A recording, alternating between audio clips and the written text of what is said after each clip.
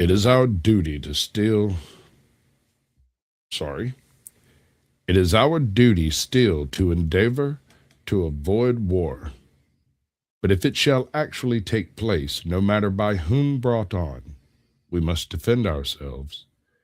If our house be on fire, without inquiring whether it was fired from within or without, we must try to extinguish it. Thomas Jefferson.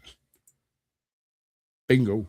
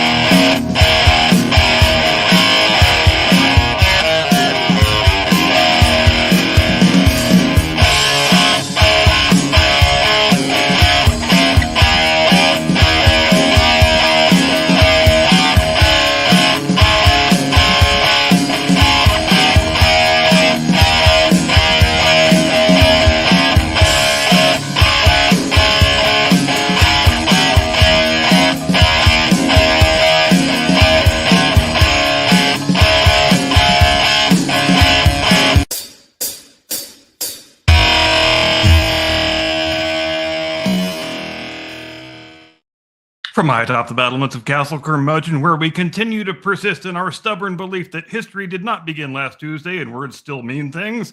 Good evening, Mr. and Mrs. America, and all ships at sea. Welcome to the Last Radius, and thanks ever so much for joining us tonight. Much like the topic of Greenland last week, tonight's subject is something suddenly spoken about with great urgency and great presumed authority by people who learned of its existence approximately 15 minutes ago, and in terms of historical circumspection, would be lucky to identify the difference between their ass and a hole in the ground. And so, tonight we present for your kind consideration, Curmudgeon's Field Guide to the Insurrection Act.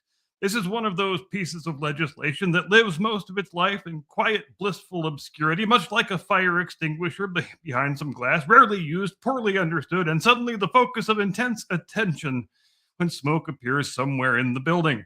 And as is so often the case, the louder the panic, the thinner the understanding. The Insurrection Act is not new, it is not secret, and it is not a recent invention of whichever political faction currently alarms you the most. It is instead a blunt, awkward, historically contingent tool written by a young republic that deeply mistrusted centralized power, but mistrusted chaos even more. So tonight, in the continued interest of public mental hygiene, we will do what we always endeavor to do on this program: slow the tape down, widen the aperture, and look at what the Insurrection Act is, what it is not, how it has actually been used down through the centuries, and why the current conversation about it is generating far more heat than light. So please securely fasten your safety harness and keep your arms and legs inside the vehicle at all times. There will be no polar bears this week, but there will be malicious federal troops, constitutional anxiety, and at least one moment where history once again fails to cooperate with our modern hysteria. Episode 1, 1807. What problem the Insurrection Act was actually written to solve. The Insurrection Act of 1807 was not written in a moment of calm. Rather, it was written in a moment of something one might call nervous clarity. The United States was very young, very lightly populated, very poorly connected, and very deeply unsure whether it would long survive its own initial success. There was nothing resembling a federal police force or a standing internal security apparatus, and the nascent republic exercised only the loosest control over vast, newly acquired territories that existed more on maps than in reality. The Louisiana Purchase had doubled the size of the country almost overnight, and with it doubled the number of ways in which the whole experiment might well unravel. Enter our old friend Aaron Burr. That dude again? Yes, that dude again. Former vice president, professional scoundrel, and walking argument against strong assumptions about elite virtue. Mr. Burr spent the mid-1800s plotting to carve out his own personal empire somewhere in the Western Territories, possibly by detaching land from the United States, possibly by conquering parts of Spanish North America, possibly by egomania alone. And to be sure, he had no shortage of that. The details remain somewhat murky. The alarm, however, was not. What Burr represented was not merely treason, but plausible treason, a reminder that ambitious men with money and followers and guns could potentially exploit distance, weak institutions, and state-level hesitation to challenge federal authority outright, and to possibly succeed in doing so. The Insurrection Act was Congress's answer to that reality. It authorized the president, under specific conditions, to deploy federal military force when state authorities were unable or unwilling to enforce federal law, not to rule the country, but to keep it from flying apart. This was not a power grab, it was an admission. The founders did not trust standing armies. They trusted unchecked fragmentation even less. The act exists because the Republic understood early on that laws without enforcement are merely polite suggestions, and that sovereignty, once challenged by force, must be answered in kind or not at all. Episode 2, 1807 to 1830, Federalism, Fear, and the Question of Who's Actually in Charge. To understand why the Insurrection Act exists at all, one has to bear in mind that early America was not especially confident about the answer to a very basic question. Who exactly is in charge here? The Constitution created a federal government, but it did so delicately, nervously even, like a man juggling nitroglycerin next to a blast furnace while insisting that he's got everything perfectly under control. The states retained an enormous power. Local militias were assumed to be the first line of defense against disorder. The federal government was meant to be strong enough to survive, but weak enough not to frighten anyone. And this worked, right up until it didn't. The problem was not tyranny from above. The problem was paralysis from below. What happens when a state cannot enforce the law? Just as importantly, what happens when it will not? The founders had seen this movie already under the Articles of Confederation, where the national government could issue polite requests and then watch helplessly as states simply ignored them. The Insurrection Act was designed to prevent a return to that same sort of impotence. It does not erase federalism, it merely acknowledges its limitations. The act assumes correctly that emergencies do not wait for jurisdictional debates to resolve themselves, that mobs do not consult constitutional theory before lighting their torches and burning their effigies, and that a republic which cannot compel obedience to its own laws will not remain a republic for very long. This is why the act is structured as a last resort. The president may intervene only after state authorities are overwhelmed, obstructed, or are actively complicit in the breakdown of civic order. In other words, federal force is not the first move. It is the fine, we are out of options move. From the beginning, the Insurrection Act embodied a hard truth about self-government. Liberty requires order, and order occasionally requires someone to be willing to say, that's enough. Episode 3, 1831 to 1860, Nullification, Abolition, and the Slow Boil Toward Crisis. If the early republic worried that the federal government might be too weak, the decades before the Civil War answered that concern with a very long, very grinding, very arduous stress test. The Insurrection Act did not gather dust. It was invoked, carefully, selectively, as the nation discovered that disorder did not always come in the form of mobs. Sometimes it arrived wearing the cloak of state authority. In 1832, South Carolina attempted to nullify federal law outright, declaring that tariffs passed by Congress were unenforceable within its borders. This was not protest, it was defiance. President Andrew Jackson responded by making something very clear. The Union was not a suggestion.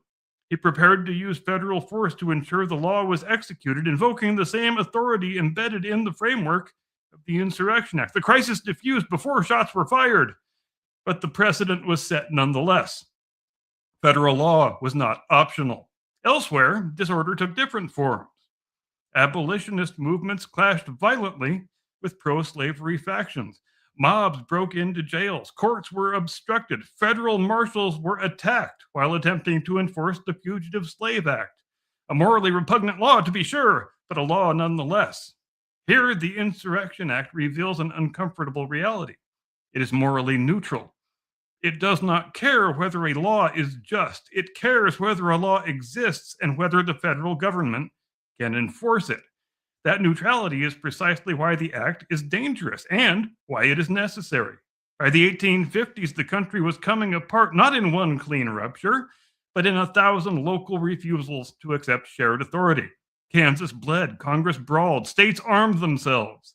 The Insurrection Act was invoked to suppress violence, to protect federal officers, and to preserve the idea that there was still a United States, even as the substance of that unity eroded bit by bit.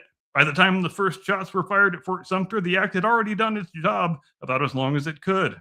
It cannot prevent civil war. It can only delay the moment when the question of sovereignty is answered by gunfire instead of by law. Episode 4, 1861 to 1865, Lincoln, Rebellion, and the Insurrection Act at full throttle. Everything that came before was prologue. If the Insurrection Act was designed for emergency, the Civil War was the nightmare scenario that its authors barely dared to imagine, but quietly prepared for anyway. When Southern states seceded in 1860 and 61, they did not merely protest federal authority, they repudiated it. Courts closed, federal officers were expelled, forts were seized, militias became armies. This was not civil unrest, this was organized rebellion. Abraham Lincoln wasted no time pretending otherwise. Within weeks of taking office, he invoked the Insurrection Act to call up state militias, deploy federal troops, and suppress what the law still insisted on calling insurrection, even as it metastasized into full-scale war. Why the legal fiction? Because admitting that the Confederate States were a separate sovereign nation would have conceded the very point the war was being fought to deny. The Insurrection Act allowed Lincoln to do something crucial, to treat the rebellion as illegal without legitimizing it. It gave him the authority to suspend habeas corpus, to occupy territory, to arrest conspirators, and to enforce federal law where state governments had collapsed or defected. None of this was neat. All of it was controversial. Much of it would be challenged in court for decades afterward. But the alternative was far worse. Without the act, the federal government would have been paralyzed by its own constitutional scruples while armed rebellion dismantled the Union in real time. This is where romantic versions of American liberty tend to start getting squeamish. The truth is less comfortable. Lincoln preserved the Constitution by stretching it nearly to the breaking point. He governed in a space where legality lagged behind necessity and where every decision carried the risk of becoming precedent for abuse. And yet, the Union survived. The Insurrection Act did not win the war. Armies did that. But it made the war legally possible. It supplied the scaffolding that allowed a constitutional government to wage existential conflict without admitting it had ceased to be constitutional at all. When Appomattox arrived, the rebellion was defeated. The insurrection, however, was not. It had merely transmogrified into a different form. And that meant the act was not about to retire. Episode 5, 1870 to 1875, Grant, Reconstruction, and the federal boot on the Klan's neck. If Lincoln stretched the Constitution to save the Union, Ulysses S. Grant used the Insurrection Act to force the Union to still mean something afterward. And this is the part of the story that almost never gets told straight. After the Civil War, the shooting stopped, but the rebellion did not. It simply shed its uniforms and went underground. What emerged in the defeated South was a campaign of organized terror aimed at undoing Reconstruction by any means necessary. Enter the Ku Klux Klan. This was not a loose collection of hayseeds in pillowcases. It was a paramilitary insurgency, coordinated, violent, and explicitly political. Its goal was to overthrow Republican state governments, suppress black voting, and nullify federal authority through intimidation and murder. State governments either could not stop it or they would not. Grant understood something that many later presidents would prefer to forget. When states abdicate their responsibility, sovereignty does not vanish, it merely defaults upward. Between 1870 and 71, Congress passed the Enforcement Acts, including the Ku Klux Klan Act, explicitly grounding their power within the Insurrection Act. Grant used that authority frequently and aggressively. Federal troops were deployed. Habeas corpus was suspended in parts of South Carolina. Thousands of Klansmen were arrested. The organization was effectively shattered within less than a year. This is the point where modern sensibilities often grow uncomfortable. Federal troops occupying American states, mass arrests, suspended civil liberties. And yet, elections were held, black citizens voted, Republican governments functioned. The rule of law, though imperfect and fragile, reasserted itself. Grant invoked the Insurrection Act more than any other president, and by a very wide margin, not because he was power hungry, but because Reconstruction was a counterinsurgency campaign masquerading as peacetime governance. Here's the uncomfortable truth. The federal government only succeeded in protecting civil rights when it was willing to enforce them at the point of a bayonet. And when that willingness faded in the mid-1870s, so then did Reconstruction. The lesson is a stark and deeply unfashionable one. Rights unenforced are rights revoked. The Insurrection Act did not betray American liberty in this era. It defended it briefly, incompletely, and at enormous political cost. When federal enforcement ended, local despotisms swiftly rushed back in, which brings us neatly along to the next phase when the act is no longer used to suppress rebellion, but to break strikes, disperse mobs, and manage the growing pains of an industrial empire. Episode 6, 1877 to 1921, Labor Wars, Railroads, and the Price of Order. If Reconstruction was the Insurrection Act used to defend constitutional government, the late 19th and early 20th centuries were the act used to defend infrastructure. And that distinction is one that matters. America after the Civil War did not merely rebuild, it industrialized at a speed that bordered on psychosis. Railroads stitched the continent together, steel and coal fueled explosive growth, and cities filled with newly arrived workers who discovered, to their surprise, that industrial capitalism was not an especially sentimental thing. When things broke down, they broke down swiftly and rather violently. The opening act was the Great Railroad Strike of 1877, triggered by wage cuts during a depression. What began as a labor protest metastasized into mass unrest across multiple states. Rail yards burned, militias collapsed, state governments panicked. President Rutherford B. Hayes invoked the Insurrection Act and sent federal troops into several cities, not to mediate, not to negotiate, but to keep the trains moving. And this sets a durable precedent. The federal government would intervene when disorder threatened national commerce, regardless of whose fault that disorder was. Order first, justice later, possibly never.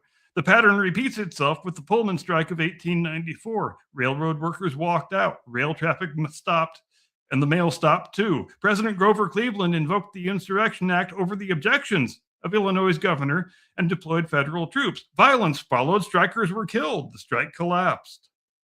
The Supreme Court later upheld Cleveland's actions, affirming a principle that still echoes today. The federal government may use force to ensure the functioning of national systems, even against state resistance. The act had quietly evolved from an emergency tool into a standing guarantee that the machine would keep running. Through the early 20th century, the Insurrection Act hovered in the background of labor conflict like a loaded revolver on the mantelpiece. It wasn't always invoked.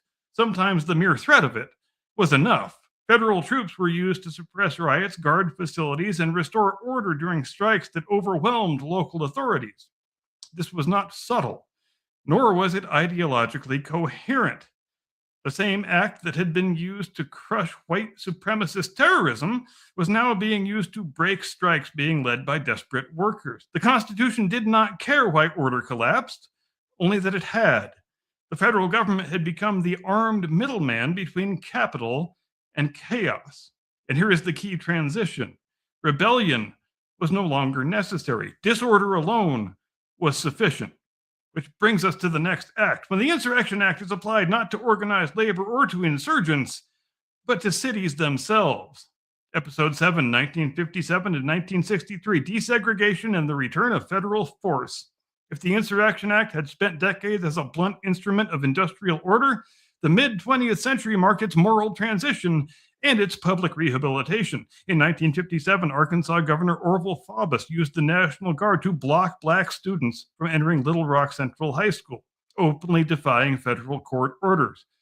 President Dwight Eisenhower responded by invoking the Insurrection Act, federalizing the Arkansas National Guard, and sending in the 101st Airborne Division.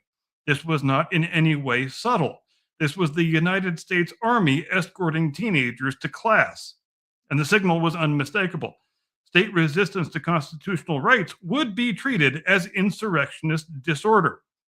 For the first time since Reconstruction, the act was used not to suppress reform, but to enforce it. The pattern repeated in 1962 at the University of Mississippi, where riots broke out over James Meredith's enrollment. President Kennedy invoked the act, federal marshals and troops restored order. In 1963, Governor George Wallace staged his infamous stand in the schoolhouse door at the University of Alabama. Kennedy again invoked the act, although Wallace folded before troops were required. The lesson was now institutionalized. The states could posture all they wanted, but Washington would ultimately prevail. Episode 8, 1964 to 68, Civil Rights, Riots, and the Federal Referee. And then came the riots. From 1964 through 68, American cities erupted following civil rights flashpoints and later the assassination of Martin Luther King Jr. Entire neighborhoods burned, local police forces collapsed or withdrew. Presidents Johnson and later Nixon invoked the Insurrection Act repeatedly to deploy federal troops and National Guard units into major cities. This was no longer about segregation alone. It was about the federal government acting as a national fire brigade. The act had completed a full ideological circuit at this point. Reconstruction, enforcing civil order, labor era, enforcing economic order, civil rights era, enforcing constitutional order, and finally riot control, enforcing public order. Same statute, different moral valence, identical legal authority. And once again, precedent hardened.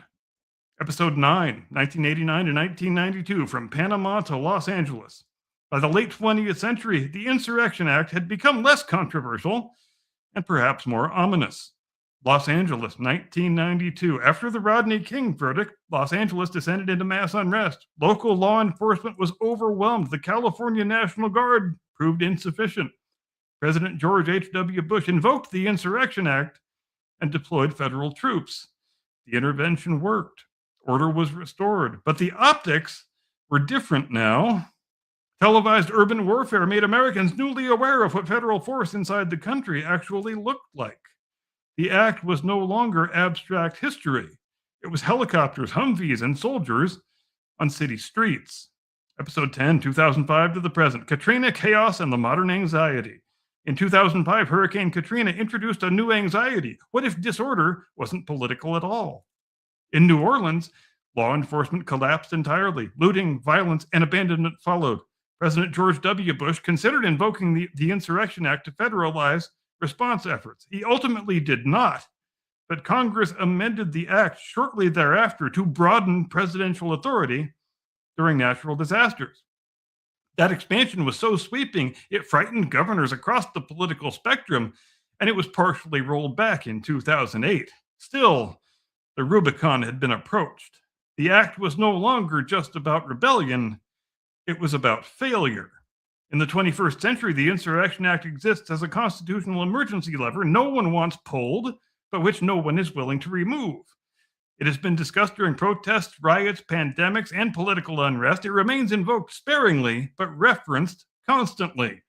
Its power lies less in its use than in its availability. The act endures because it answers a question no society can avoid forever. What happens when order collapses and no one else can restore it?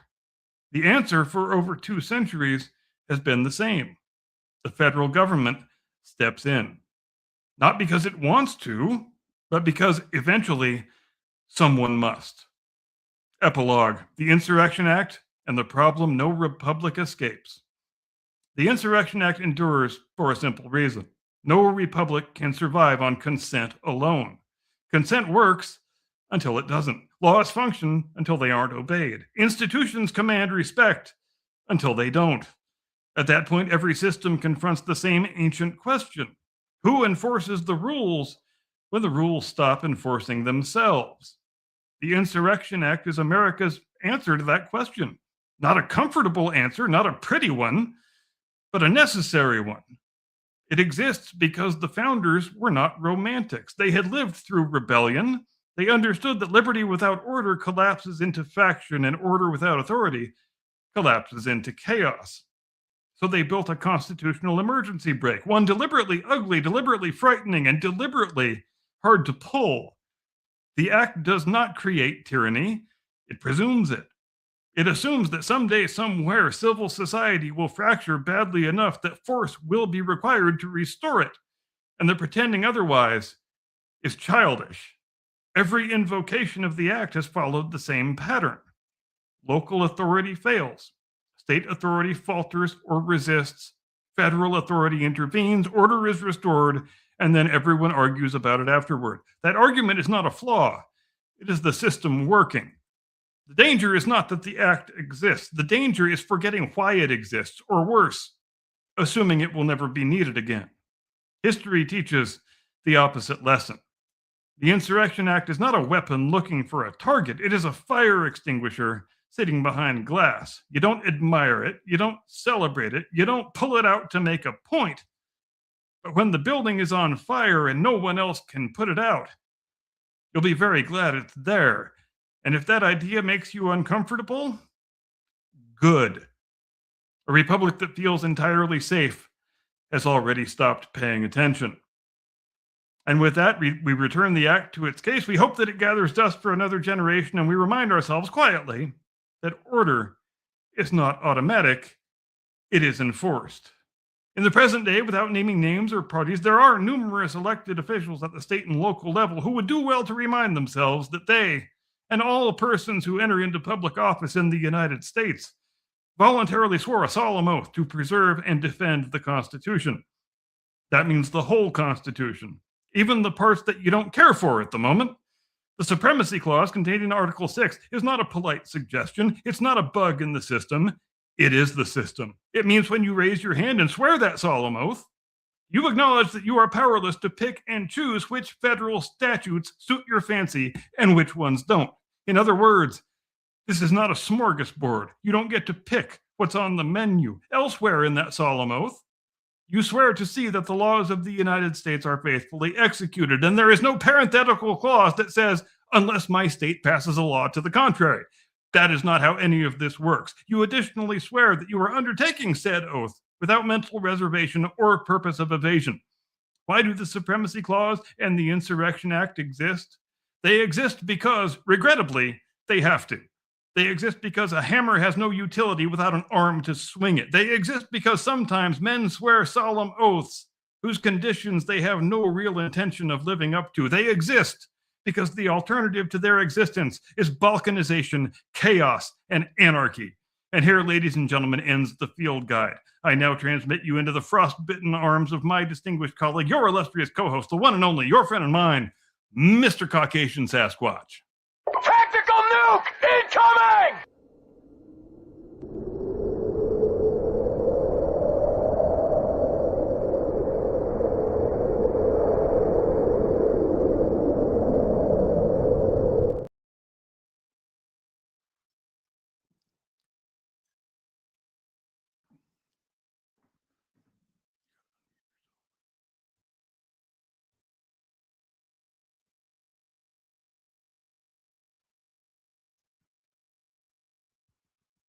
You're muted.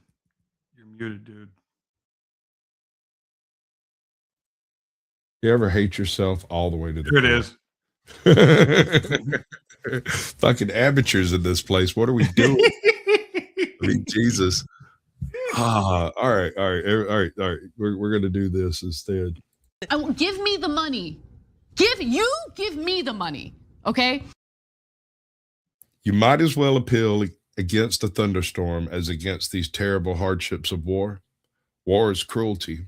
There's no use trying to reform it. The crueler it is, the sooner it will be over. William Tecumseh Sherman. Boom. Y'all need to really read up on this man. He had an interesting doctrine of war, and he did reduce the length of the war almost exactly as much as he said he would, with exactly the troops he took with him. And there's not a lot of examples of that happening in any form of government. He had a job that he really hated, but he still wanted to be outstanding at it. And that's, probably a conundrum that a lot of people have. Maybe not writ so large sometimes, but, still the same sort of conundrum. Well, I would make the argument, and this is coming from the perspective of a victim, that while he was not necessarily a good man, he seems to have been an honorable one. Yeah. There is a distinction there. And history does the funniest things to the randomest people, because when the war begins in 1861, Grant is a drunk working at a tanner's shop, and Sherman is a mental patient who everyone thinks is permanently out of his mind. And look where they both wind up by 1865. Yeah, and when it comes to Grant, there's another excellent quote that I stumbled across again. And this is yet again Sherman. Grant stood by me when I was crazy, and I stood by him when he was drunk, and now we stand by each other. Yep. That's my favorite Sherman quote of all. It's a good one. It's because it's a good one. You gotta admit, listen, let me pitch his idea to you, and you tell me what you think about it as some upper echelon officer of the Union. Sir, I would like to take 74,000 troops on 3 columns straight through the heart of the South, burning Atlanta and Savannah on my way to the ocean, where you will send the Navy to come pick up my troops. We will live off. We will, dude. Nobody fucking bought it at all. There wasn't a single person in the cabinet that was like, "Yeah, that sounds like a great idea." For the most part, they were like, "Lee will dislodge from fucking Charleston. No, yeah, it was Charleston. Lee will dislodge from Charleston and just take Savannah, and you'll never have a hope." Right? Yeah, but for some reason, Grant looked at him and was like, "That's the craziest shit I've ever heard. Just so crazy, it just might work." And also, he knew Sherman, right? Yes, he knew him in a way, like personally, like they were friends from the days of the Mexican War. Right. So he knew just how nutty this guy was, and the type of shit he could pull off. His boys, what are referred to as Uncle Billy's boys, ran roughshod across the South like every Western ever. You can't even make a freaking movie about it, the things they freaking pulled off. I mean, they decimated farms and livestock and every edible source of anything from literally North Georgia straight through Atlanta, all the way through my hometown and right to Savannah. And he did it on a shoestring, a budget, and a simple wild hair will to do it. And consider the massive amounts of time and blood and treasure that were wasted in the first few years of the war by Lincoln, simply following the personnel hiring recommendations of the military experts and hiring a series of totally useless commanders in chief, McClellan, Meade, and so on, until he finally he starts ignoring all those guys, and he says, "You know what? This Grant guy, he really did a good job at Shiloh. I think I want to give him a shot." And he winds up being the guy who won the war. Lincoln didn't have any military qualifications to speak of. He just said, I keep taking the recommendations you guys give me, I wind up pissing down my leg every time. So you know what? I'm just going to ignore you and go with my gut now. And thank God he went with his gut. And then Grant, when he gains his lofty position, he also goes with his gut and hires his friend Sherman, even though everybody thinks he is just as crazy for doing that, because that fucking psycho mental patient, you're going to put that guy at the head of an army, and he says, "You're goddamn right I am, because I know he can get the job done." And it's not just first of all, Sherman was at the head of an army. He was not exactly the happiest soldier in the Union. He was not enjoying his job. It wasn't going well. He spent half of his time out on freaking maneuvers doing just the wackiest shit you could imagine.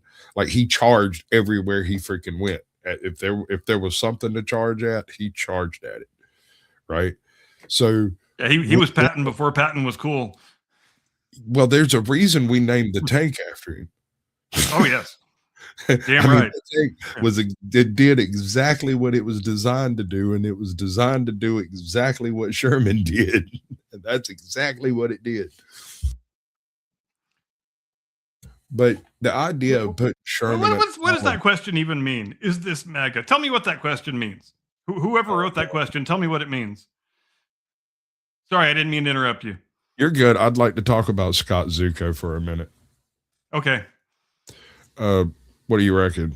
Are we talking like an internet troll Reddit mod sitting in a basement, his grandmother's basement, yelling for chicken tendies up the stairs? Or is this a debonair, elegant individual with a loquacious vocabulary and a engaging personality? What do you think? I'm going to lean more toward the former than the latter, but that's just a hunch. I think he might look a little bit like Napoleon Dynamite when he's gone a little south at 30, but I'm just guessing. I don't know. We call this engagement. Okay, I got a question. You brought up the Pullman incident. Is this MAGA? That whole sequence was largely executed on the back of the interruption to the mail. And that was the linchpin that allowed the federal government to step in and strong arm and everything else they did. Like you said, it was not subtle. They didn't show up and be like, you know, guys, it'd be real nice if you just went back to work and doing things. We'd like to get our mail by Christmas. No, they showed up and started fucking busting heads, breaking up protests, just basically laying down the fact that full on martial law, if I remember right. They closed curfews and shit. Like, oh yeah, it was. Oh yeah, absolutely. That was as martial as law gets. Yeah. Once habeas corpus is gone, you got issues, bro. Yeah, and then and I know, as we know, that's a question that Lincoln really grappled with, and which I touched on during the monologue. That I mean, how far do I have to bastardize the Constitution in order to preserve the Constitution and along with it the Union? And I don't think there's ever going to be a correct answer to that question. It obviously worked out well in the event.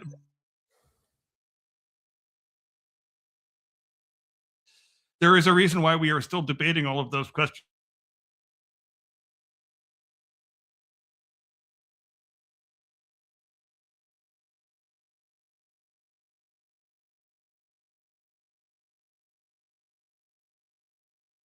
I think we lost you. We are here. Am I back? Oh, yeah. Suddenly you're back. I was fixing to deliver your eulogy. Dearly beloved, we are gathered here today to lay to rest our homie. That's fine. I want to know how you're going to talk about me when I'm gone. Right. Excellent. Yeah. Was he MAGA? Was he MAGA? That's going to be on the tombstone. Was he MAGA? No one knows. Look, I look at it this way. It's sort of a my asshole or their asshole, and I don't really get to choose who the asshole's actually going to be. So when they choose their asshole, and I've got to make a distinction between two assholes, I can pick the loser asshole who can't do anything but fell forward, or the winner asshole who's still an asshole, but he seems to do shit and everybody hates him. Now, it's a choose your own asshole adventure, just like those books we used to read when we were kids. It absolutely is, and I am utterly flummoxed by it. But I must apologize to the chat. My bad. I promised that we would do super chats after the monologue, and I accidentally said we were doing super chats, and so Did we get super chats? We got a super chat, and I'm going to show you some super chats while you read it out. I got to go do the thing and the other thing with the button, right? So got it. There's your super chats. Here's your super chat. Thanks ever so much for the super chat, Kissy May. I sure do appreciate your support. Very nice of you. And now Squatch is going to do the thing where you're going to do that thing with the guy that does the thing. I will do the thing, but I promised super cats, and I think they like the idea. So we're going to make super cats are a lot of you, buddy. Nice. I like that guy. I love that dude. He seems to be one of the more rational individuals online. I don't even know who he is. Who is he? That is Moist Critical Penguin Zero. He's had a bunch of channels because he sometimes has not so popular opinions about things. And so they'll just nuke him, but he doesn't care. He just starts a new channel and renegotiates his contract because he's got millions of subscribers because he's not a fruitcake. Like, what do you know about that Asmongold? I've seen some of his stuff, but I wouldn't say I'm familiar with him. Allow me to explain very briefly. Back when the internet first attached to cameras, Asmongold was fiddling with cameras and the internet. When YouTube, and there was a couple other like really exclusive game streaming stuff that was happening around the time YouTube started really picking up steam. Asmongold was doing World of Warcraft game streaming before game streaming was a thing. So when game streaming become a thing, all the platforms that were operating had basically legacied in Asmongold accounts, and he just, anytime there was a new streaming thing, he'd stream to that too. And as such, he ended up being an establishing character in almost every streaming platform on Earth. Moist Critical, on the other hand, picked up a camera one day, filmed himself taking a hot take on something, and landed 1 million subs, and has been repeating that trick ever since, right? Now, they've both been around for freaking ever at this point. They are the root of 10,000 memes. We could do an entire channel based off of nothing but Asmongold reactions. I'm sure somebody has. They have. There are hate channels. There are love channels. There are lust channels. There are literal Asmongold hentai fan fictions out there. So I promise you, boys, there's one out there for you. There's a chick out there for you who pictures you in her head as that beautiful little kitty boy that she always wanted. Yeah. Just get out there and you're the bad boy she knows she can fix. Well, no, see, the thing is in my experience, those guys don't have any problem finding some chick to completely ruin, right? Well, yeah, I mean, I'm probably not. I mean, if you've got any kind of social currency, women become very quickly not any sort of problem, no matter how repulsive you look. I've also noticed that being married is something of a aphrodisiac to certain unsavory types of women. Like, they don't fuck with guys unless they're married, because married, you're not wrong, taken care of, and you don't have to worry about them chasing after you and lusting after you and stalking your ass and shit, which is total bullshit because all guys are nuts. Yeah, but I know what you mean, because there is a certain brand of woman who gains extra satisfaction in thinking that this guy prefers me over the woman he's married to. And, you know, history is full of women like that. They're never going to go away. They will always exist in every society and culture and time period. There are certain brands of women, and that's one of them. Next to water, pussy is the oldest renewable resource. There's a reason they call it the world's oldest profession, because it is. Yes, I mean that one was well established long before we conquered fire, bro. Like Prometheus was utterly stunned as soon as the lights came on. What was going on? Seriously. Yeah, you're not wrong. Oh, I need to do a deep dive into Sulawesi and the little people on the islands around Sulawesi. I was looking at some stuff the other day. I'm not going to get into it right now, but briefly, there's a tiny hominid that's been discovered on an island off Sulawesi that has identical dentistry to us, right? Supposedly, this thing's like 500,000 years older than the earliest human, right? And if it's got teeth like us, teeth are something that don't change real quick, and there's not often cases of convergent evolution. Every animal Here I much thought you were the world's most exotic hominid. What a disappointment. Well, I mean, I think we've been on boats since we found out stick could float. Yeah, you're not wrong about that. Speaking of ancient mysteries, we still haven't, and I know we've talked about this before once or twice, we still have no idea how the ancient Polynesians navigated the Pacific Ocean to populate all of those islands. We don't have the faintest idea how they did that shit. Thousands and thousands and thousands of miles in the most ridiculously, frail looking little watercraft but they managed to pull it off somehow, and we're still trying to figure out how they did, and I think that's awesome. That comes down to a couple of different. The Polynesians are renowned for being island hopping and also oddly up to date on culture across the islands. It wasn't an empire in the sense of a king ruled it. It was an empire in the sense that some sort of mathematical system that allowed them to navigate was in use and was such common knowledge that nothing was ever written down about it.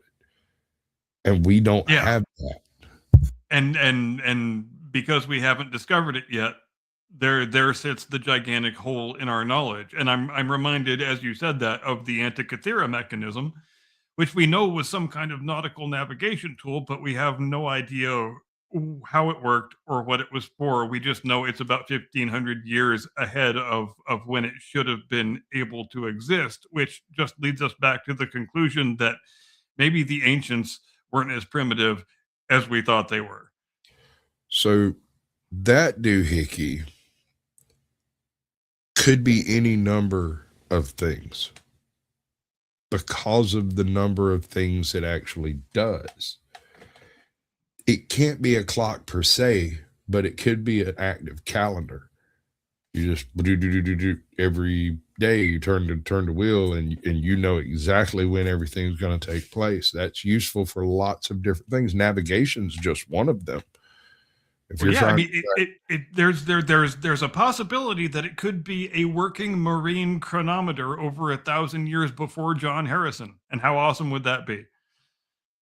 The question would come down to how are you marking the time on the day? Like, exactly. Got to break it into something like an hour, and how do you rectify this mechanism to the hour of the day? And it might not be an hour; it's just a measurement. We don't know that measurement. And therein lies much of the difficulty in paleontology, and then the work that paleontologists do, because there's so little commonality in the way that different societies and cultures perceive time and process time and mark time. And I'm reminded, as I'm saying that, of when the historians interviewed the survivors, the Indian survivors, veterans of the Battle of Little Bighorn. We didn't have any American survivors. They all got massacred and wiped out, and we had no other way of determining the actual events and the chronology of the engagement except for talking to the veterans from the Indians, the winning side, obviously. And I recall that they asked one of the Indians exactly how long the hostilities lasted from start to finish, and because he is from a society and a culture that marks time and processes time purely metaphorically. He said it took about as long as it takes a hungry man to eat a big meal. And so we had to take that and try to discern and ascertain what in minutes or fractions of hours exactly what period of time he was actually talking about. I think they settled on about 15-20 minutes, which seems about right. It's about how long it takes me to eat a big meal when I'm hungry, but it's fascinating that certain societies and cultures simply have no need for things like hours and seconds and minutes and the things that we use to minutely calculate the passage of time in our own lives. And real world metaphors are all they ever need for things like that. It took as long as it takes to eat a meal when you're hungry. And what's wrong with that answer? I mean, that's somewhere between 30 minutes and 2 hours. Depends on how big it could be any number of things, really. Sure. But yeah, and I mean, given that it was a well-executed ambush that nobody knew nothing about, it probably didn't take long at all. That's like asking how long it took the English to wipe out the French on that beach. As long as it took for the king to show up to the coast, by the time he got there, he saw nothing but bodies. Right? So yeah, that was like 2.5 hour walk or some shit. Yeah, well, and even you can go all the way up until really only a few hundred years ago, where the only reliable clocks were gigantic contraptions that sat in the rooms of buildings. There was no such thing as still as a pocket watch or a wristwatch. So if you were, say, out on a military campaign or obviously out on a boat, then you had to you obviously had hourglasses, which were very useful for many centuries. But that was even up until, I would say, almost the dawn of the 19th century. The hourglass was the best thing that you had, setting aside the motion of the sun and the stars and the moon and what have you. And but it's a great illustration of just how narrowly removed we still are from being able to accurately mark time when you're not in a location where a big fancy clock exists. So clocks on ships have been an issue since the very beginning. Marking time is, and we were speaking about the Antikythera mechanism, Denizen, because I don't want to try to type that out and look like an idiot because I don't speak Greek. But anyway, this is the kind of thing that makes or breaks empires. Your ability to tell time accurately while traveling anywhere, honestly, is integral to everything from commerce to military application to freaking missiles traveling over the Arctic. It's a huge deal. Up until the middle of the 19th century and the first reliable marine chronometer, there was very little separating any ship on the open ocean from just running aground in the middle of the night and everybody died and nobody's got any idea what happened. That's how much of a gamble taking an ocean voyage was, and that's how important that's why the British Royal Society offered such a gigantic prize to the first guy who could invent a reliable marine chronometer, because it would be of such great use to the Royal Navy and save them so many ships getting destroyed and men being lost. And an uneducated Scotsman winds up winning it, and God bless him. Well done, John Harrison. Spring steel, baby. It wasn't a coincidence that it happened there. That was the place where that stuff was.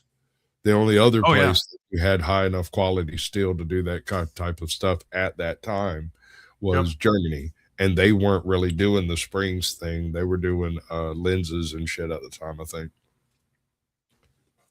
I mean, they had good steel. They just weren't making springs with it. So, anyway. What do we do when threatened with the Insurrection Act in a situation like Minneapolis? Is it imported onto the city? Is it just the protesters?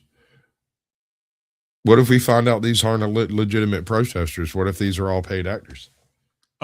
Which many of them almost certainly are, and that's not a new phenomenon. That's a phenomenon that's been going on for some years now, and I think the Insurrection Act should have been invoked weeks or months ago.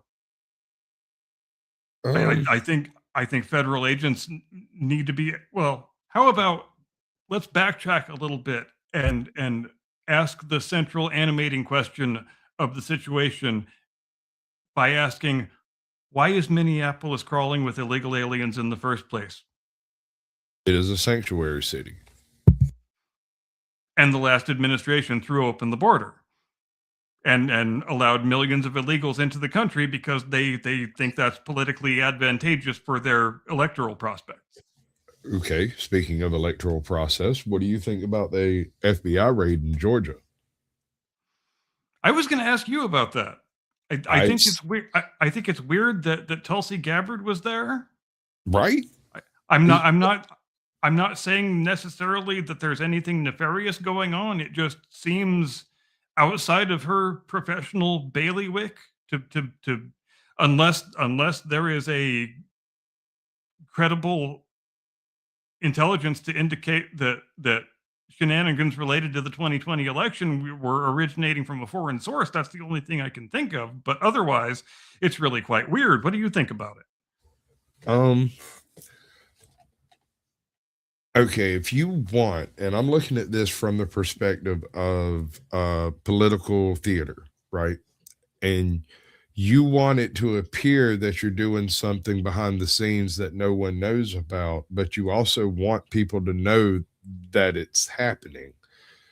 You take someone like Tulsi Gabbard, who has the charisma to pull off secret shit and not look like a bitch doing it, right? And doesn't give a shit if she does look like a bitch doing it. She'll look good while doing it, either way. And you put her in charge of some shady, possibly clandestine type stuff, because personally I think she'll keep the secret, and I think she'll execute with extreme prejudice when she finds out what's going on. Remember, she was a Democrat. Oh yes, very much a Democrat. She took some sort of great offense to something she witnessed in that party and is now one of the better MAGA dinos or rhinos. Because not all of MAGA, first of all, MAGA is not Republican, and Republicans aren't typically to speak. That is absolutely correct, and that distinction cannot be made often enough. No one recognizes that distinction, and it's because President Trump ran on a mid-90s fiscal platform and won as a Republican candidate. And that is not conservative and doesn't represent conservatives hardly at all. However, 20 years, 30 years is a long time. And so now maybe it is somewhat conservative from that perspective. Yeah, and the fact that Trump has 3 ex-Democrats in his cabinet would seem to suggest that he's no sort of cheerleader for the GOP. Or as we know, he's not. He was a registered Democrat until 2011, I believe. He saw something in the Democrat Party that disturbed him enough. And I think largely it was the fact that they shunned him. I think he floated his name for a Democrat president years ago, back when he had the clout that he thought he could pull it off. And they blackballed him for whatever reason it was. They blackballed him. And hypothetically, just shooting the moon over here, he badmouthed Epstein early on. And I wonder if that might not be what got him blackballed from the DNC. It could be. And he was also very open for a long time. I mean, if you know the history and have been paying attention longer than 5 minutes. He said for a long time that I know I want to run for president at some point, and in the year I decide to run, whether I think the Democrat Party or the Republican Party offers me an easy path, because I know I will need to stage a hostile takeover of one or the other of them, because you simply can't get to the presidency except through one of those two avenues, then I will choose one or the other when the time comes. It's not because he had any particular ideological predilection toward the one or the other. He just saw, because these parties change their views like people change underwear. We know that parties are not vessels of ideology. They are repositories of power. And he simply said that the year I want to run, whichever one of the parties is more aligned with the ideas that I think I can use to win, then I will pick that party and I will try and take it over and I will try and get their nomination. And it just happened to be the Republicans in 2016. It's not because he's any sort of ideological conservative. We know that he is not that. And something else to keep in mind, that a lot of, especially anyone left of center, the lack of cooperation between the MAGA Republicans and the old school GOP is a real huge stumbling block for this side of the aisle. There are some things that are considered too liberal for a conservative to consider, and those things, I mean, I don't there's no way around it. There is no ideological consistency on this side of the aisle.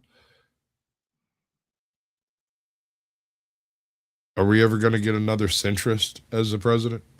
Will that ever happen? I really would like it if American conservatives would arrange better representation for themselves about 30 years ago, but I've really given up all hope of that ever happening. If you've had the same two parties for 160 years, you are doing something wrong and your system cannot function effectively. When there are only two avenues to power, and it's actually nice to see that the British have begun to realize this and we still haven't yet. Usually they lag behind us, but they are running in front of us on that point. Their conservatives have figured out that the Tory party, just we cannot place our hopes in the Tory party anymore. We need to move along to something else. And so all of the entire British right pretty much has abandoned the Tories and moved to reform UK, as they should do. But their system, that's one of the advantages of a parliamentary system over the federal type of system that we have. It's just cancel elections, just like nah. Yes, they absolutely did. They canceled all of the local council elections that were supposed to happen this year. Delayed some of them until 2029, if I'm not mistaken, just because they knew that their side was going to lose. And how pro-democracy is that? Hooray, Sir Keir and the Stormtroopers. Didn't Canada do the same thing? I believe so, yes. So what part of democracy is this? I like democracy, except when I'm afraid I might lose. Didn't the DNC do something very similar with Kamala Harris? Like, just appoint her? There sure was not much of a democratic process there when they decided to shove a knife in Joe Biden's back and chuck him out the window, was there? Is noticing a pattern some kind of ism? It probably is. No. What are we going to do? Based on the people in tonight's chat, I'm sure we're going to be called all kinds of isms for pretty much everything we say at this point. I already got rid of that one fucking idiot. Oh, I might good. I might do it again. Don't tempt me. So while I am a First Amendment advocate, YouTube is not a First Amendment platform. Just so you know. And I'm willing to tolerate idiocy up to a certain point, but I have a limit, and that guy passed it. So bye. Just so you know, I once got blocked because I was talking about the moon landing conspiracy. Someone just blocked me for 24 hours, didn't say a fucking word about it. This is the first time it's been mentioned. That reminds me. Did I ever tell you I got banned from the WWE subreddit just for saying I don't like women's wrestling? Well, that makes sense. That's a subreddit, bro. That is an absolutely true story. I didn't say anything bad about women, or I just said I don't think it should be 50% of the product. I don't enjoy watching women brutalize each other, and it's just not really for me. And I If got banned. And the explanation they gave was that we banned you for misogynist hate. That was considered misogynist hate. I know Reddit is wildly left wing in all respects, and I probably should have been expecting something like that, but it still surprised me a great deal. dude, that was regarded as misogynist hate. of course it was. This is something I've noticed recently. I don't know how much of this is actually passing all the way through as actual cultural change.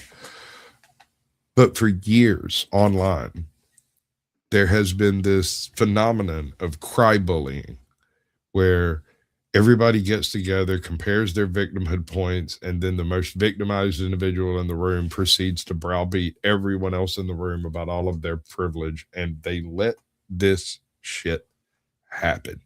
Yes. And in the past, Victimization, or the perception of victimization, equals social currency, and it equals more social currency than you can get from anything else, even to the point where people who are very rich, famous, wealthy, and privileged will cosplay as being victims just so they can get some of that delicious social currency. And it's one of the most amazing phenomena in world history. you're not wrong, but there's another layer to it that everyone's witnessed. No one has really bothered to identify as being the actionable problem. They cry bully. They utilize their victimhood points to beat you around the face and head and shut you up and make you look bad, even if you haven't actually done anything wrong. And most Because importantly, to avoid having a substantive discussion. yes, they shut off all actual debate and discourse in exchange for telling you what an immoral and horrible person you are. And Yes. largely, most of this is based on visual cues that they can utilize to other you. Check your privilege, Whitey. Okay, so in the past year, that shit hadn't been flying as well. Oh, no. Channels themselves have taken it upon themselves to widen their echo chambers a bit. And that's an excellent movement. I think that will win the culture war. If anything does, it will be the free discourse of ideas. And whatever platform ends up having that will be the winner of all of this. Absolutely. And even just recently, I've noticed, as I'm sure you have too, people talking about subjects on YouTube that a few years ago would have been completely verboten and gotten the video and the channel ban hammered in less than an instant. And that's an encouraging thing to see. I want to point out the debate sphere that I have fallen backwards into over here could not have even existed in 2019. Right. And by 2020, had it existed, would have been nuked from orbit simply because they discuss current events.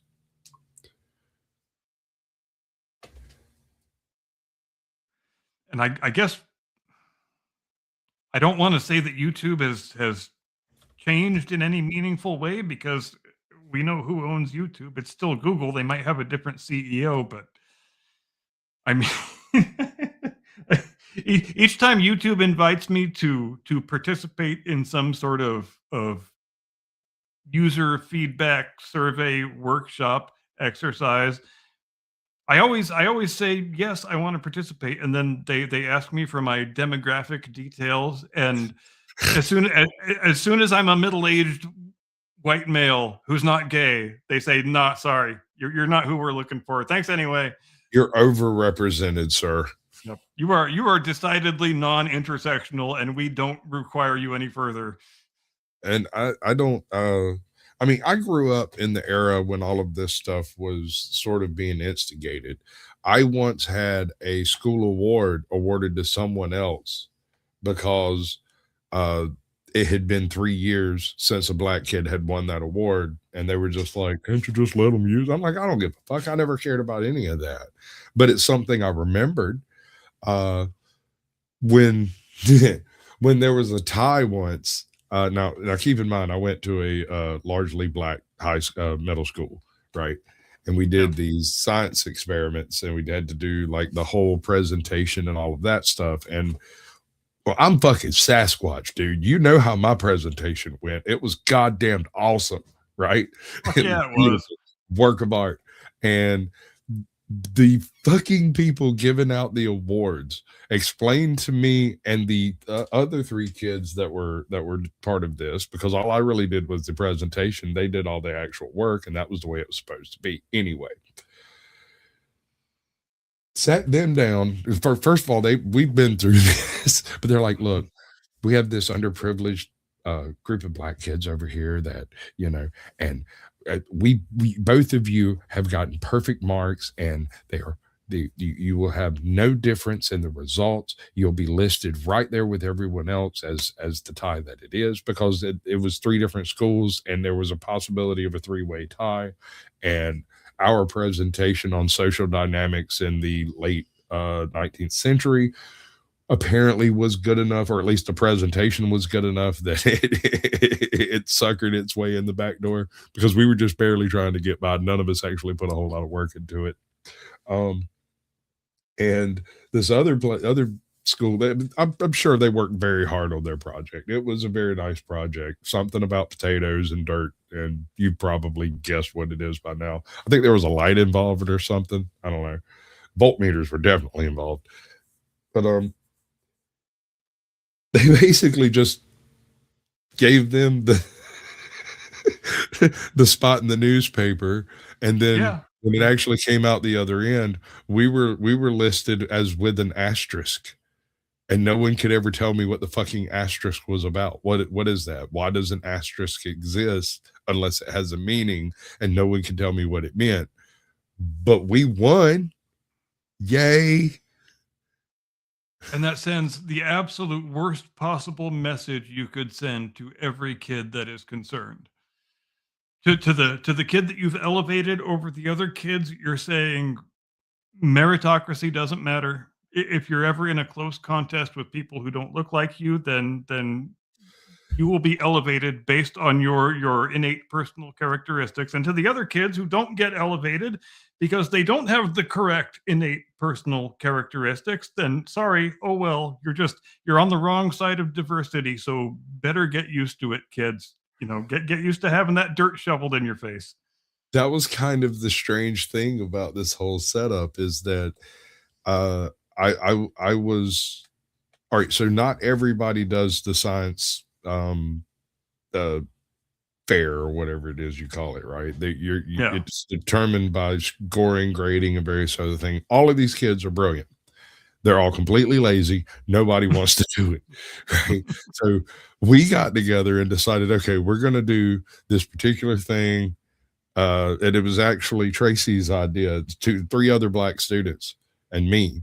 And Tracy's like, "I've got an idea. It's stupid simple, and you're going to love it." And I'm like, "What is it?" She's like, "We're going to do social dynamics, specifically of the Irish moving to America.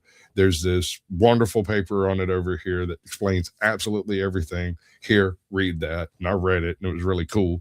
I was like, wow. And so when we did the presentation, she just got a bunch of pictures from Ellis Island, stuck them on a freaking board, and then a handful of like random photos. God, it was great. It was so good. Her dad worked at a place that had a for real photo thing. Yeah. And so we were able to go online and just download photos of it that were printed out with photo quality, and she set them up in some old looking photo albums and stuff. It was gorgeous, and none of us did a damn thing except read that one paper. And you know what story I'm suddenly reminded of? And I don't actually know why I'm reminded of it, or why it's pertinent, but I'm going to tell it anyway. It's from about 15 years ago, when California schools were already kind of proto woke, let's say, but they certainly were not obviously in the next decade after that, and since then they've gone fully uber woke. But about 15 years ago, there was a high school valedictorian in Southern California. I don't think it was here in San Diego County, but it might have been in one of the surrounding counties.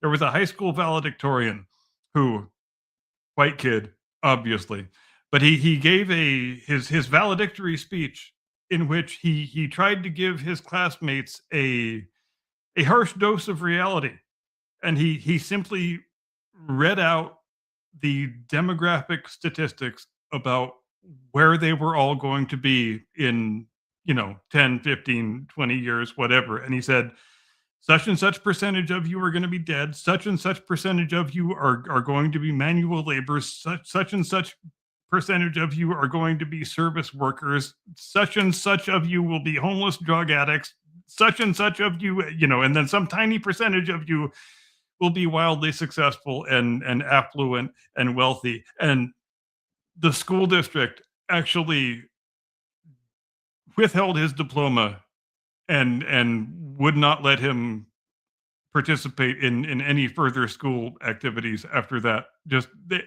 they thought that was the most offensive thing they could ever see, they could ever imagine, that because you're supposed to blow smoke up everyone's ass. You're not supposed to give them reality. We don't like reality here. Don't give them reality. Who wants reality?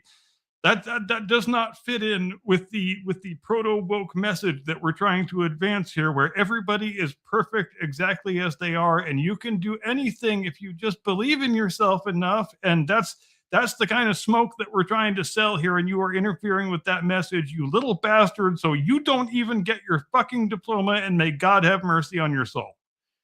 That is harsh. That is really harsh. Honesty is a plague to those who live within their own mind. Oh yes, and it becomes ever easier to live in an intellectual bubble of your own choosing. Although intellectual is a probably a bit of an overstatement, because there's nothing intellectual about it. You can't really be intellectual while closing yourself off to ideas that you find inconvenient. But that's the way most people live now. Somehow the internet made us far more ignorant and far more insular, and I never thought that was going to happen, but it did. It's amazing. And the addition of AI into the conversational matrix is just going to alienate each other more in the online spaces. Because what happens when I can no longer tell if you're you or you're an AI or some chubby dude in Boston? Like, yeah, and it is another wondrously useful tool that has all kinds of really awesome potential that everybody is already using in exactly the wrong way. And that's just something we have to acclimate ourselves to, that every time a new technology or invention comes along, everybody uses it in completely the wrong way. It causes all manner of societal problems, and then everybody realizes it and decides, oh, maybe we should pull back on that. Maybe we should have noticed this problem 10 years ago. And I'm reminded of what Australia and a couple of European countries have banned social media for people under a certain age, under 18 or something now. And if you have to do something like that, then you notice the problem way the hell too late. So good job, assholes. They've ostensibly, or no, that's not the right, ad hoc banned porn in Georgia because they have to, you have to identify yourself before you can log onto a porn site, and no porn site wants you to identify yourself, and so they don't even offer it. It's just, you can't use it there, because if you use it, you're violating a law, and that makes us culpable, and we're not even going to play that game. I'm old enough to remember when, if you wanted porn, you had to go to a porn store. And that had a hell of a chilling effect on porn consumption. Isn't it amazing how that happens? So consider this. I grew up in rental stores most of my childhood, through the entire death of rental video. And there are lots of clever ways to keep people from knowing what you're doing, but the second you do any of them, everybody knows what you're doing. There it is. So, I don't know, man. It's a thing, and people do it. and they apparently don't do it in space, and that's why I don't believe in space travel. And adult movie theaters used to be a thing too. Right? But I think Pee Wee Herman whacked that job. Yeah. Yeah, he was. And I mean, I got feels for this man, because listen, he was the voice of the ship in Flight of the Navigator. And I love that freaking movie. Oh, you're right. He was. I remember that. Yes, he was. And he was in an adult location doing adult things with other adults. Why the fuck did anybody give him shit? Maybe he shouldn't have. Sure. Not sure what would the current day equivalent of that be? Like Miss Rachel getting busted for having an OnlyFans site? Right. It'd be like finding out, let's see.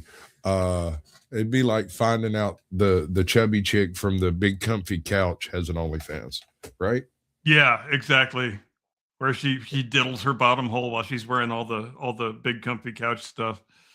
Or even if she didn't, it wouldn't matter. I mean, yeah. People have been replaced for absolutely absurd things in various shows, like in Game of Thrones. Yeah, and there is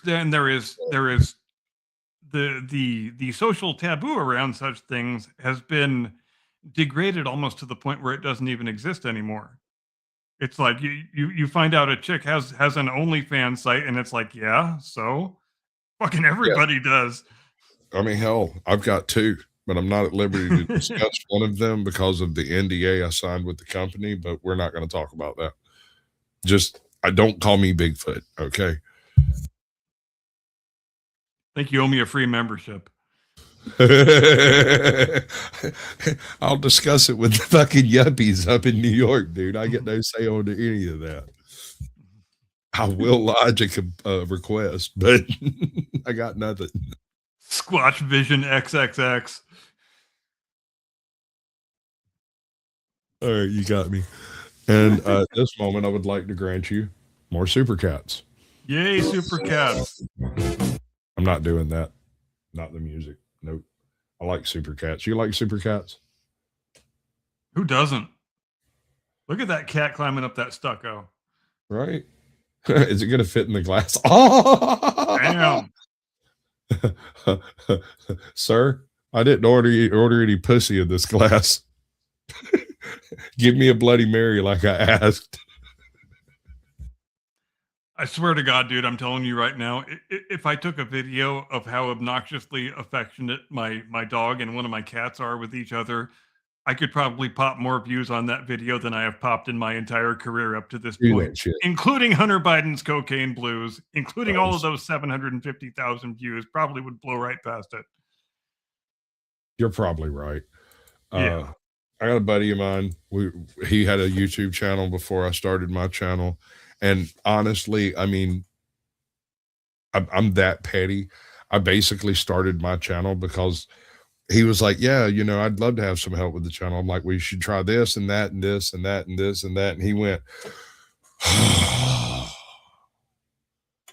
that's just so much work, man. And I was like, okay, fine. So I started my own channel.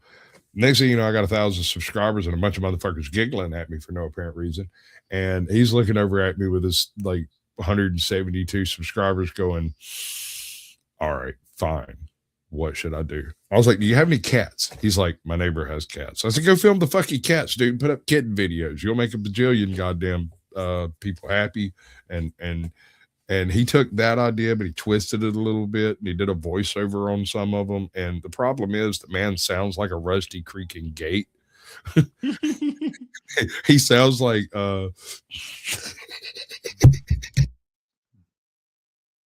he kind of sounds like a Sling Blade.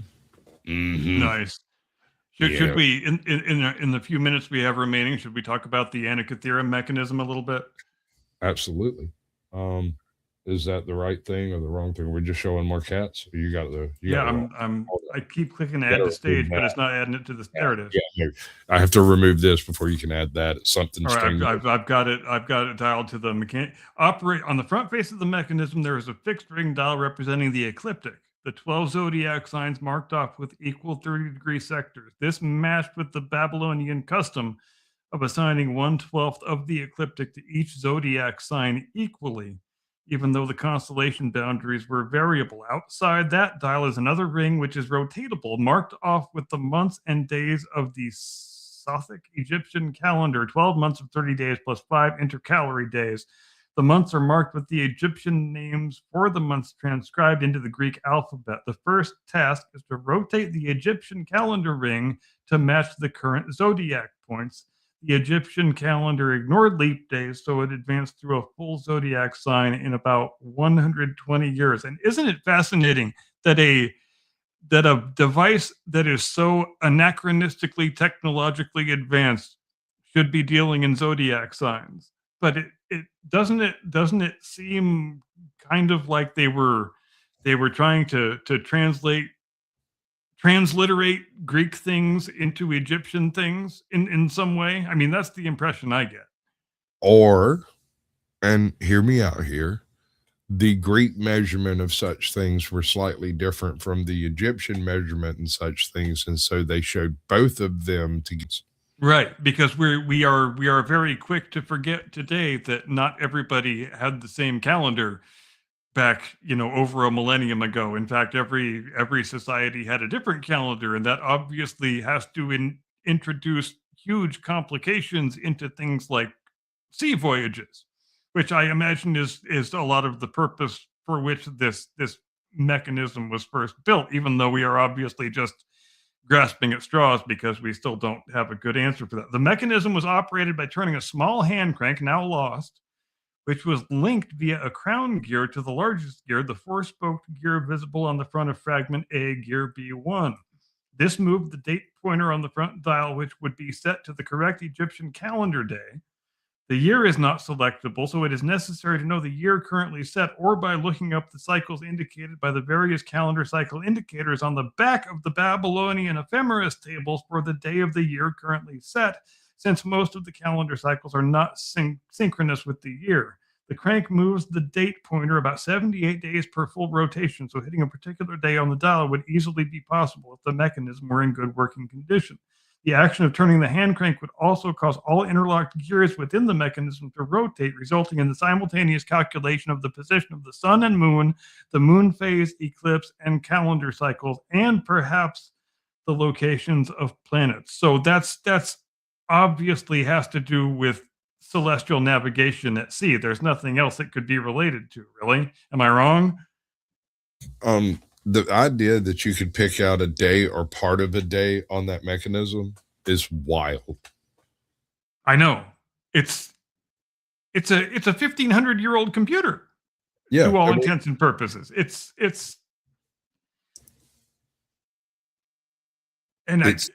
not that much different from a pocket watch, except it's a pocket watch made of pieces you can actually hold. Yeah, and how amazing would it be if we found one that was more intact than the one that we've already found? That would be fantastic. And, okay, so we let me run an idea about you. And I'm not the one that captained this one. It was somebody else. I've read it somewhere, full disclosure. But would it be possible for something to manually turn that wheel with enough regularity as to act as a clock? Could it have been attached to something like a water clock or something along those lines? Yeah, or even if you have a reliable hourglass, then each time the hourglass runs out, you turn the crank, one click or however many clicks, and it seems like there could be something like that involved. And then based on the positioning of the dials and the corresponding position of the moon and the planets and certain stars, then that gives you a reasonable idea of where you are on your sea voyage. Right. My thinking always leads me back to, it was found on a shipwreck, obviously, so it has something to do with nautical celestial navigation. I don't think we're too remiss in making that assumption. Access to that type of timekeeping would literally open up the world to the culture that could do it. Yeah, and if we found one that was intact, it would and we were able to gain a clear and unambiguous understanding of how it worked and what it was for, it would really possibly completely transform our understanding of the ancient world at large, and that would be incredibly exciting in my judgment. The British literally took over the entire world with exactly that calculation. Now, yes, it's time for you to do a thing.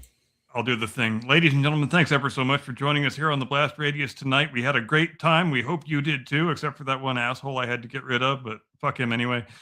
We will see you next week because you won't be watching the Super Bowl. You will be watching the Blast Radius because you don't like watching sports leagues that hate you and hate everything you believe in. You like watching shows that like you and like the things you believe in and tell you intellectually edifying things. We hope you have a great day tomorrow and a great day afterward and a very pleasant, satisfying remainder of your week.